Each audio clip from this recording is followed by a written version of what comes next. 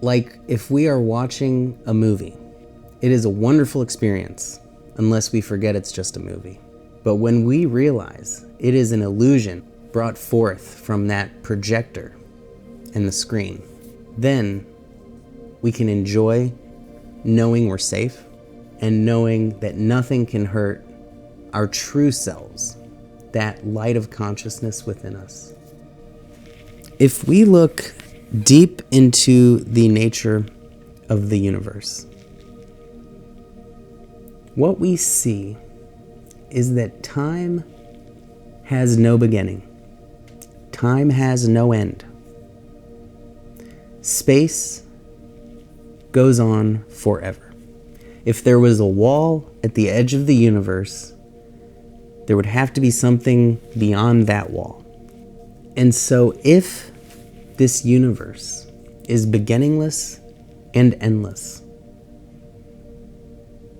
then we can see that, like everything else in this universe, which exists in spirals and endless circles, and everything is a microcosm of something larger, that these laws repeat endlessly, then we can see that there was no birth of stuff.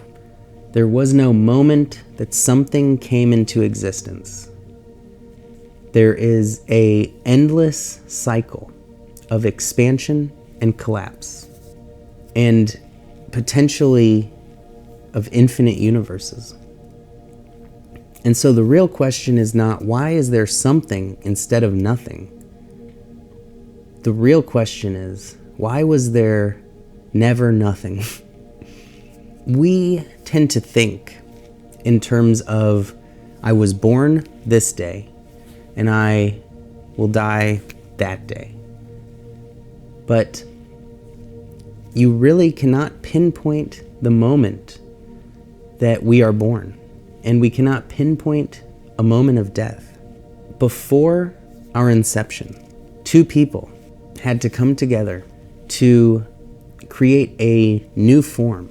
But that form is inseparable from the parents and inseparable from all of life on this planet, which went into the evolution of this one life form, this ever expanding and growing life form that is all life on this planet.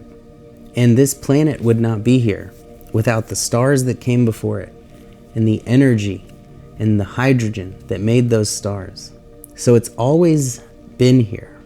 And so to realize that there's never been a creation tells us that something is a law of physics, just like gravity.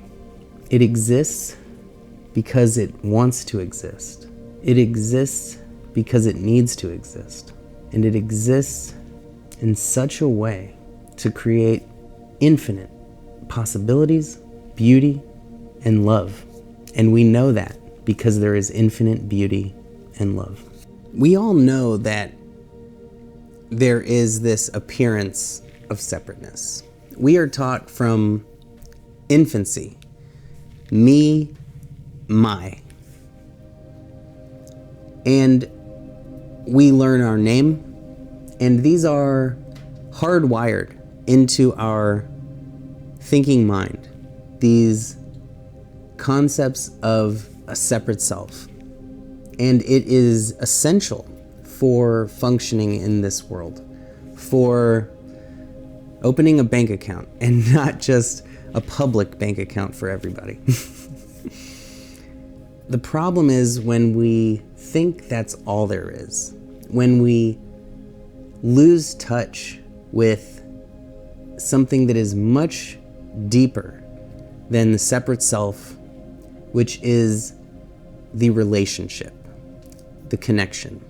Everything we experience is experienced through the relationship between this illusory self and this illusory separate universe. When we lose touch with the relationship, which truly is everything, because we can have bad relationships with food or people, or we can have great relationships with people or food. It's not the person or the object that they are interacting with that's important. It's always the relationship. And is that relationship wise, or is it based in ignorance? And when we don't see the connection that connects everything in the universe, we begin to feel like we are the most important thing, that we need to look out just for ourselves, that it doesn't matter what happens to the planet. And we begin to feel alone. We begin to be consumed with anger at others, greed and selfishness. But we don't want to lose that. We don't want to lower our consciousness. We want to expand our consciousness and to include that sense of oneness, that sense of everything fitting together to create this experience. Nothing happens in a vacuum. No one is truly alone. Everybody came from two people. And if we go back far enough, millions and billions of people and life forms went into creating this incredible ecosystem, this one life on this planet that sustains all life, this air that we breathe that comes from the trees, the foods we eat that are nourished by the soil, made of the trees and all of the other life forms.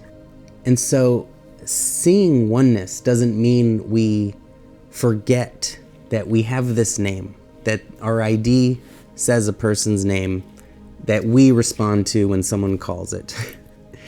We simply recognize that that is the most shallow, superficial, surface level of reality.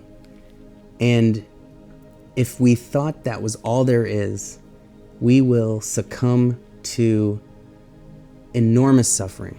We will feel that every setback, every obstacle is life-threatening and so stressful and will consume our entire attention, and we will become a slave to the external circumstances of our lives. And when we see underneath that surface that there is just oneness, that there is just this sea of energy that we are swimming in, and that it is peaceful and loving and sustaining, then a sense of safety and joy emerges no matter what else is happening on that physical level. What we see is that this physical space, this physical reality, is only part of the story. It is to play and explore with curiosity, to learn and discover all of these colors, shapes, and forms that we will find ourselves amongst. And it is not so serious as to get too hung up on either. There's so much more beauty and wonder and mystery that we can also discover. And that is where true peace comes from, because it is eternal and infinite. This may all be a hologram, a projection of energy to our consciousness. But it is a wonderful hologram. And like if we are watching a movie, it is a wonderful experience unless we forget it's just a movie. But when we realize it is an illusion brought forth from that projector and the screen, then we can enjoy knowing we're safe and knowing that nothing can hurt our true selves, that light of consciousness within us. These physical bodies are just part of the show. And the consciousness is the light bulb in that projector that brings the illusion to life.